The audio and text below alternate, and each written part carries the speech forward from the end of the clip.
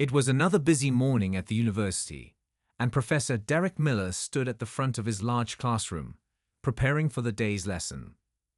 Known for his sharp mind and strong opinions, Miller was respected by many, but also often criticized for his vocal political views. He believed in challenging his students, in pushing them to think critically, and sometimes he pushed a little too hard. He wasn't afraid to speak his mind, whether in the classroom or on social media, where he had a solid following. But despite his popularity, there was one thing no one could deny about him: his passion for mathematics. That morning, the classroom buzzed with the usual chatter as students found their seats. Among them, a young man walked in quietly, almost unnoticed. His name was Barron Trump, and though his last name carried weight, Barron didn't wear it like a badge. In fact, he did his best to blend in, not drawing attention to himself. He wasn't like most students who flaunted their connections or privileged backgrounds. Barron was different, calm, composed, and almost too quiet for someone with his lineage. As Barron made his way to an empty desk near the back of the room, Professor Miller couldn't help but notice him. The tall, reserved young man sat down without a word. No flashy entrance, no chatter, just a quiet presence. But something about Barron's demeanor caught Miller's attention. He had heard of Barron before, everyone had. But he didn't expect him to be so ordinary. He didn't expect him to blend in so seamlessly with the other students. That's when Miller had an idea. He didn't know Barron's background in math, but he didn't care. To him, Barron was just another student, another young man riding the coattails of his family's name. And Miller had a point to prove. He would test Barron, right in front of the class. He wasn't sure if Barron was here because of his name or if he had actually earned his place, but Miller had his doubts. The professor straightened up, his glasses catching the light, and cleared his throat to gain the class' attention. "All right, class," he said, his voice sharp and commanding. "Today we're going to tackle a difficult problem. But before we begin, I'd like to challenge one of you to solve it on the board." He scanned the room, looking for the right person to pick. And then his eyes landed on Barron. "You," Miller said, pointing directly at Barron. "Yes, you. Come on up." Barron blinked in surprise, but stood up without hesitation, his calm demeanor unshaken. The class went quiet, all eyes on him. He made his way to the front, his footsteps soft but deliberate. No one knew much about Barron Trump. All they knew was his last name, but that didn't matter to Miller. To him, Barron was just another student, and today he would make sure Barron understood that no one, no matter who they were, was above being tested. Miller turned to the whiteboard and wrote down a complex calculus problem, one that would challenge even the brightest of students. It was a problem designed to push boundaries, to test how quickly someone could think under pressure. The professor smirked as he finished writing the last part of the equation. "Let's see if the Trump name means anything here," he said aloud, his tone dismissive, as if to say, "This is going to be interesting." He wanted Barron to fail, wanted to show everyone that there was no way this young man could live up to the expectations of his family name. The class watched with bated breath, waiting for Barron to crack under the pressure. They had all heard the rumors, how Barron Trump was never really tested, how he had always been shielded from the struggles that most students faced. And now, here he was, standing at the front of the class, about to face a problem that had stumped many students before him. But Barron didn't flinch. He didn't look at the problem as if it were an obstacle. Instead, he stared at it, his brow furrowing slightly as his mind processed the equation. He wasn't overwhelmed, and he wasn't afraid of the challenge. To Barron, this was just another puzzle to solve, another opportunity to show what he was capable of. Miller watched closely, expecting Barron to struggle, to make an excuse or ask for help. But Barron didn't do any of that. He simply picked up the marker and began writing the solution on the board, his handwriting neat and deliberate. The class sat in silence, unsure of what was happening. The professor's eyes narrowed as Barron moved quickly, solving each step with ease, as if he had done this problem 1,000 times before. Impossible, Miller thought.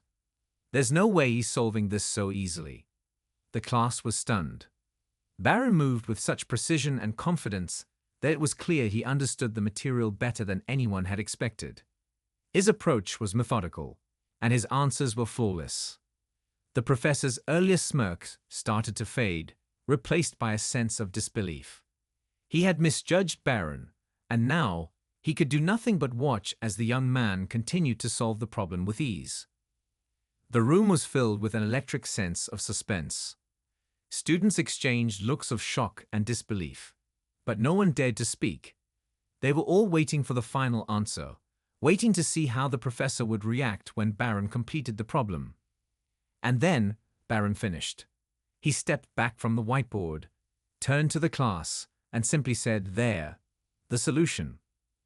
Miller stood frozen for a moment, unable to speak. The challenge he had so confidently issued had backfired, and now he was left standing there, staring at Barron in stunned silence. The entire class was still. Everyone was waiting for the next move. Would the professor admit his mistake, or would he try to save face? But Barron didn't look for recognition or praise. He simply sat back down in his seat, unaffected by the attention.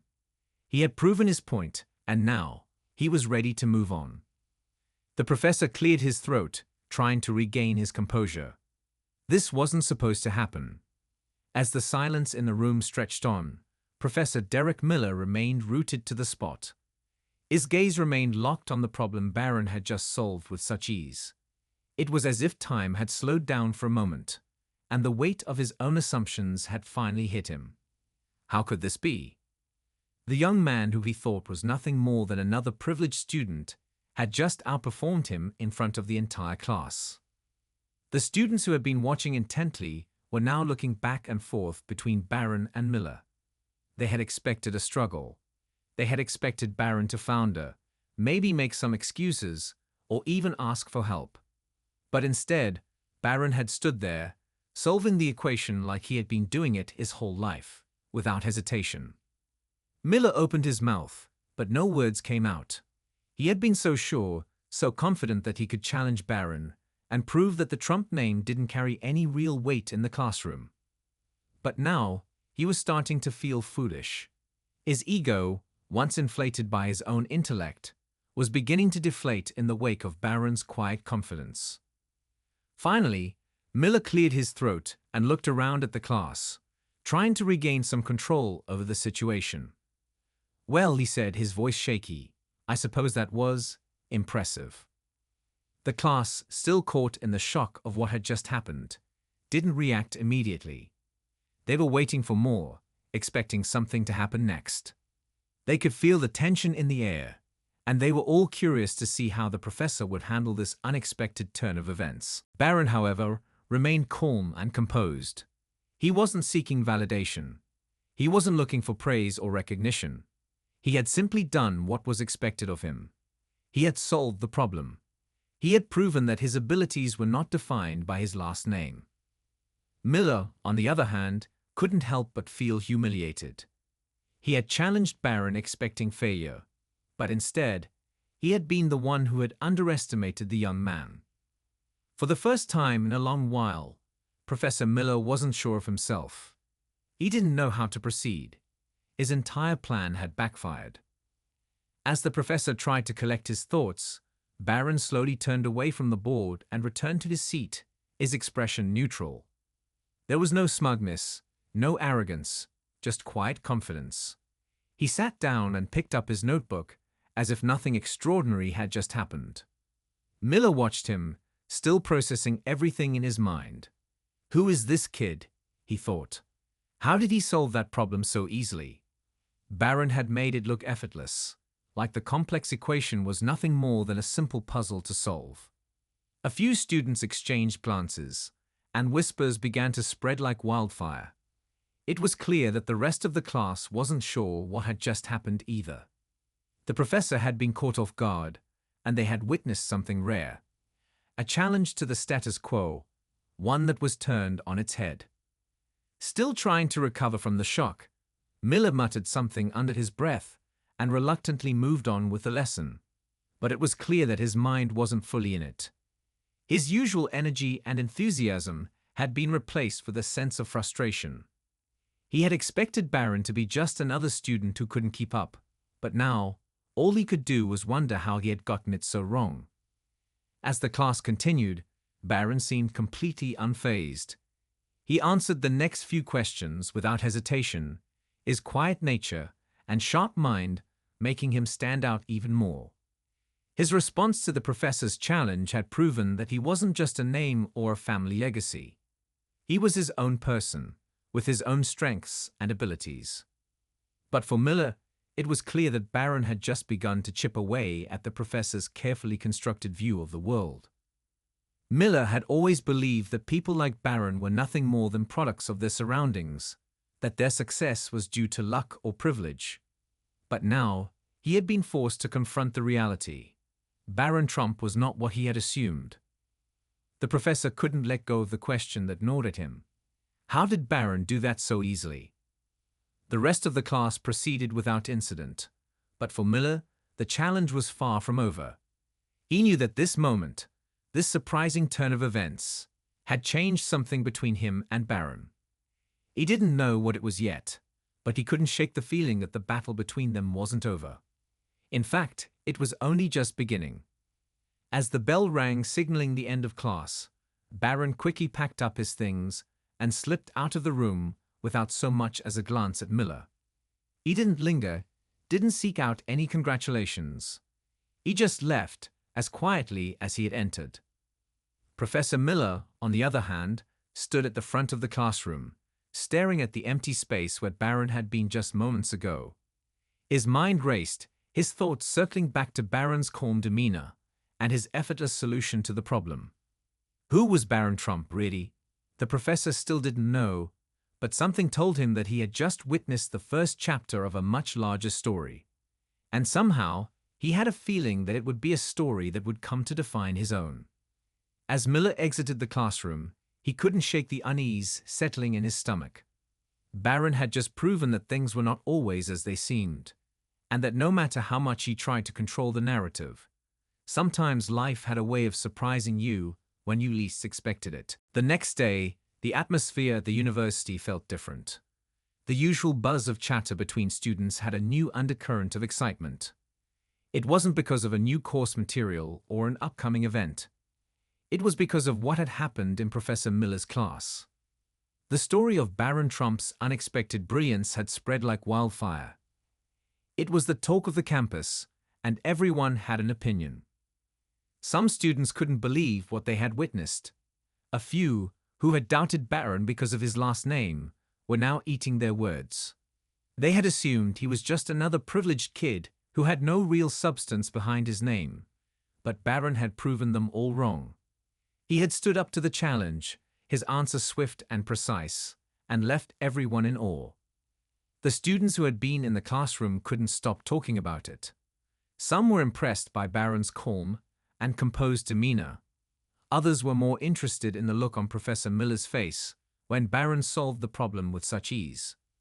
The whispers in the halls grew louder as the story spread from one group to the next, and it wasn't long before the professors themselves had caught wind of it. But not everyone was impressed. In the staff room, Professor Miller sat with a cup of coffee, trying to act like the previous day's events hadn't left a mark on him. He tried to appear calm and collected, but his mind was still reeling. Barron's solution to the problem had been so effortless, and Miller couldn't understand how he had done it. There was a lingering frustration gnawing at him. Professor Miller had built his entire career on being the smartest person in the room. He had never been shy about voicing his opinions on political matters, nor had he ever hidden his belief that privilege and wealth were what allowed people like Barron Trump to thrive. He had assumed that Barron would fall into the same category as other rich, entitled kids who had everything handed to them on a silver platter. He had expected Barron to struggle in his class, to be unable to keep up. But instead, Barron had proven him wrong in front of everyone, and that had stung. As Miller sipped his coffee, his colleague, Professor Harris, entered the staff room. She could tell something was off by the way Miller was staring into his cup, his brow furrowed in thought. She raised an eyebrow and leaned against the counter. "Something on your mind, Derek?" she asked, casually. Miller looked up, a faint sigh escaping his lips. "You heard about what happened in my class yesterday?" he asked, his voice almost bitter. Harris nodded, her expression neutral.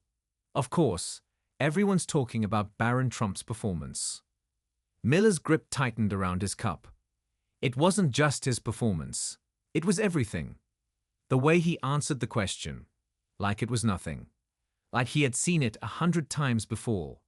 "I thought I had him. I thought I could prove a point. But instead, he humiliated me." Professor Harris watched him for a moment, her eyes narrowing with thought. "You know, Derek, Barron may not be what you expected. But maybe you underestimated him. The Trump name doesn't guarantee anything other than a spotlight. It doesn't define who he is or what he can do." Miller scoffed. "You think so? He's just another rich kid, nothing more." Harris shook her head, clearly unconvinced. "You might want to think twice about that. He didn't get where he is by being a fool. He's clearly got something you didn't see." Miller took a deep breath, running a hand through his hair. He knew Harris had a point, but it was hard to admit, even to himself. How could Barron trump? His mind raced back to the equation Barron had solved so effortlessly. How could he have known the answer so quickly, so precisely? Back in the classroom, Barron remained as calm and composed as ever. He had never been one to seek attention, and after the incident with the professor, he hadn't changed his approach. He went about his day as usual, keeping to himself, staying focused on his studies. But he could feel the eyes on him everywhere he went. He could hear the whispers, the comments, the speculation. He knew that people were talking about him, about the moment with Professor Miller. But Barron didn't care. He wasn't there to prove anything to anyone. He was there to learn. That was the only thing that mattered to him. Still, the tension between him and Miller hadn't faded. Miller had tried to brush off the incident, but it was clear to Barron that something had shifted. The professor's pride had been wounded, and it wasn't something that could be easily forgotten. Barron didn't know what Miller would do next, but he had a feeling that their relationship was far from over. The challenge had only just begun. For now, Barron would remain quiet, keep his head down, and continue to do what he had always done, focus on his education. But in the back of his mind, he couldn't help but wonder what the next move would be. Would Miller come after him again? Would the professor try to challenge him once more? Or would he back down, knowing he had underestimated Barron? The days following Barron Trump's surprising encounter with Professor Miller had been filled with a tense silence that hung over the university campus. The usual rhythm of academic life resumed, but the undercurrent of anticipation never fully disappeared. The whispers that started after the incident were now more like a quiet hum, echoing through hallways and coffee shops, as students and faculty alike speculated on what might happen next. Barron's name was now a symbol of unexpected brilliance, and everyone was waiting to see if the professor would attempt to reclaim his position as the smartest person in the room. Despite the ongoing buzz, Barron kept a low profile. He wasn't the type to seek attention, nor did he feel the need to justify his actions. He had solved the problem, yes, but for him, it had simply been a challenge. He hadn't done it to prove anyone wrong, and certainly not to humiliate Professor Miller. But that didn't stop others from framing it as a moment of victory. In fact, Barron's calm demeanor and unwavering focus only seemed to fuel the curiosity of those around him. Meanwhile, Professor Miller's frustration was growing. He had tried to brush off the embarrassment, but it was gnawing at him. Every time he walked into a classroom, every time he looked at a student's face, he couldn't escape the thought of Barron Trump's unassuming brilliance. He had always prided himself on being the authority. A professor with strong political beliefs, a sharp intellect, and an unshakable confidence in his abilities. But Barron had done what no one, least of all Miller had expected. He had made him question his assumptions. He had made him doubt the very foundation of his pride. It wasn't just about math anymore. It was personal. Professor Miller had tried to move on from the incident. He threw himself into his lectures, focused on new equations, and tackled challenging topics with his usual vigor. But every time he glanced at Barron, who sat quietly in the back row, his notebook open but his mind clearly elsewhere, Miller couldn't shake the feeling that something was unresolved. The challenge Barron had presented him with had not been answered. The professor had dismissed it at first, thinking it was a fluke, but now he couldn't let it go. He needed to show that he was still the authority in the room. Days passed, and Barron continued to fly under the radar. He did his work, engaged when necessary, and otherwise stayed out of the limelight. His professors, classmates, and even some of his friends were still talking about the encounter, but Barron remained unfazed. He knew the truth. He didn't need to prove anything to anyone. But still, there was a growing sense of unease, both for Barron and for Professor Miller. Something was bound to happen next. And then it did. One afternoon, just a week after the original challenge, Barron found himself once again in Professor Miller's classroom. This time, however, the room felt different. It wasn't just the usual atmosphere of academic focus. There was a tension in the air, thick and undeniable. Miller was at the front, scribbling complex equations on the whiteboard, but his eyes kept darting toward Barron, who sat silently in his usual seat. Without warning, Miller stopped mid-sentence, turned toward the class, and addressed Barron directly. "Mr. Trump," he said, his voice carrying an edge of challenge, "it seems you've been keeping to yourself lately. Perhaps you think you've already proven yourself." The class went still. All eyes turned toward Barron, who didn't flinch. He didn't respond immediately, just stared back at Miller, his face expressionless. The professor continued. "Well, let me remind you that math is not just about knowing answers. It's about understanding, questioning, and above all, challenging everything around you. Let's see how you handle this." Miller turned back to the board, and with a flick of his wrist, he wrote down an impossibly complex problem. It was a beast of an equation, one that required not only advanced knowledge of mathematics, but also critical thinking and problem-solving skills that could only be honed over years of experience. The professor was daring Barron, and the room could feel the challenge hanging in the air. Barron, unfazed, stood up. He walked slowly to the front of the class, his movements deliberate, his mind focused. The classroom fell into a hush as everyone watched, waiting for Barron's next move. He glanced at the problem on the board for only a moment before picking up a piece of chalk. "I've got it," he said quietly, his voice steady. The class leaned forward in anticipation as Barron solved the equation. His mind worked quickly, effortlessly, as he wrote down each step with calm precision. The numbers and symbols seemed to dance across the board under his hand, and within moments, the final answer appeared. He stepped back, his work complete. Miller's eyes widened. He had expected a struggle. He had wanted Barron to falter, to fail, but Barron had done it, again, with ease. There was a long pause in the room. The students exchanged glances, unsure of what to say or do. For a moment, even Professor Miller stood frozen, his mind racing. Barron had done it again. The professor had nothing left to say. The power dynamics had shifted once more. Barron calmly returned to his seat without a word, while Miller stood at the front, trying to regain his composure. The professor's pride had taken another blow. It was clear now, this wasn't just about math. Barron had bested him in a way that no one else had. In front of the entire class, no less. And yet, Barron hadn't said a word. The room remained in stunned silence, as the once confident professor now found himself questioning not just the problem on the board, but his entire approach to teaching, to life, and to the assumptions he had made about Barron Trump. The tension wasn't over yet. The silent standoff between Barron and Professor Miller had only just begun.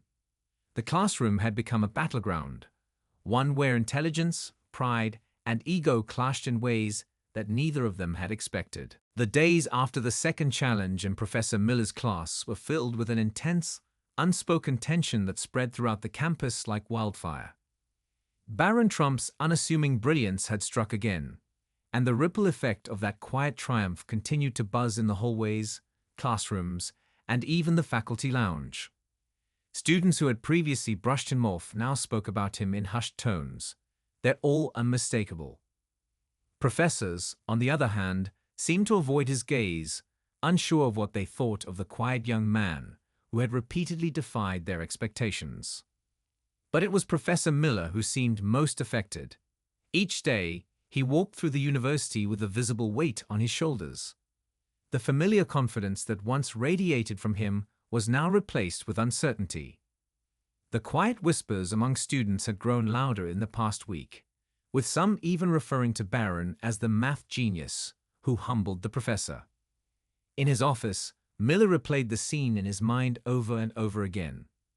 Barron's calm, focused demeanor as he solved the impossible equation, the way he seemed to effortlessly glide through the steps, left Miller feeling more than just embarrassed. It was as though every preconception he had about Barron, about what he could or couldn't do, had been shattered. Barron wasn't just another rich kid who coasted through life on his family name. He was something else entirely, something Miller couldn't quite figure out.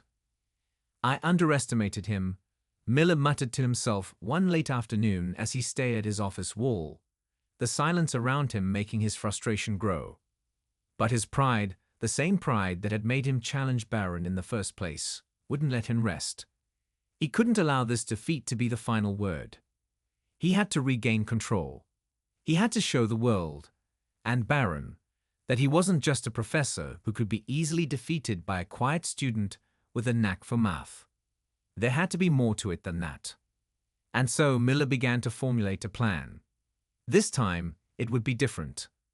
This time, he would give Barron a challenge that would force him to stumble, a test that couldn't be solved with just a few strokes of chalk on the board.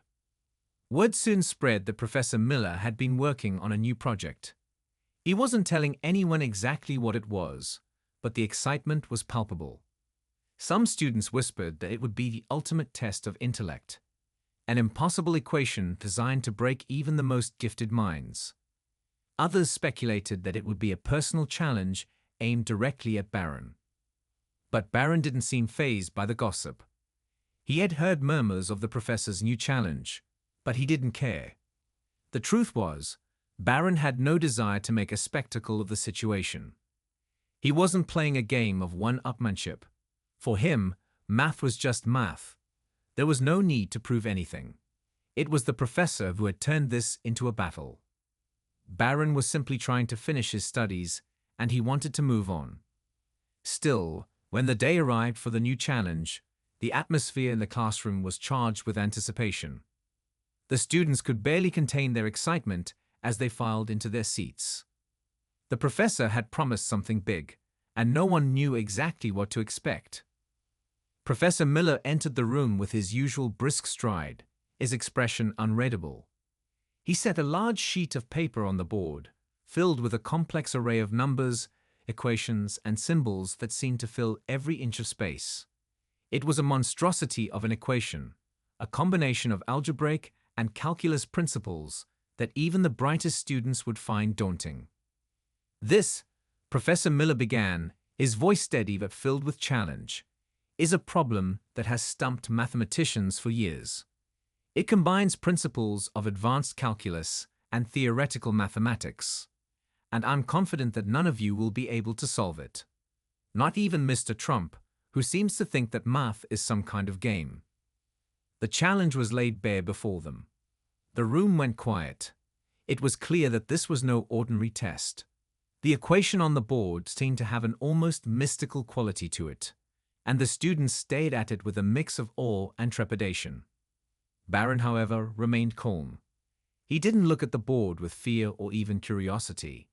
Instead, he looked at Professor Miller. "You've got it all wrong," Barron said, his voice quiet but firm. Math isn't a game, Professor. It's the language of the universe. You can't challenge it. You can only understand it. Miller looked at him sharply, his eyes narrowing as if Barron had crossed some invisible line. The professor had expected Barron to cower, to shrink away, but instead, Barron stood tall, defiant in a way that Miller hadn't anticipated. The tension in the room escalated. Students watched in silence, sensing the confrontation brewing. Even the class monitor, who had seen countless lessons, shifted uncomfortably in his seat. "Prove it then," Miller challenged, his voice rising slightly. "Solve the problem. Let's see if you can back up your words." Without missing a beat, Barron walked toward the board. He wasn't in a rush, nor did he seem to be attempting to impress anyone. He simply grabbed a piece of chalk and began writing. Each step Barron took was measured, deliberate. The symbols on the board slowly began to take shape under his hand. The class watched, mesmerized by his composure. The seemingly impossible equation began to unravel in front of them, as Barron broke it down, step by step. The room was silent, save for the sound of chalk scraping against the board. Minutes passed, and the room felt as if time had stopped. Barron finished the problem and stepped back. He didn't look at the class or at Professor Miller. He simply returned to his seat. The equation, once thought to be unsolvable, now stood completed in black and white. Professor Miller stared at it, his mouth slightly open. The room was still, and the students looked from Barron to Miller, wondering if the professor would say something, anything. But Miller remained silent, his pride now crumbling. Barron hadn't just solved the problem. He had done it with ease, without drama, without fanfare. The challenge had been met, and once again, Barron had emerged victorious. The professor stood frozen, the weight of his defeat sinking in. It wasn't just math he had lost. It was something far more important.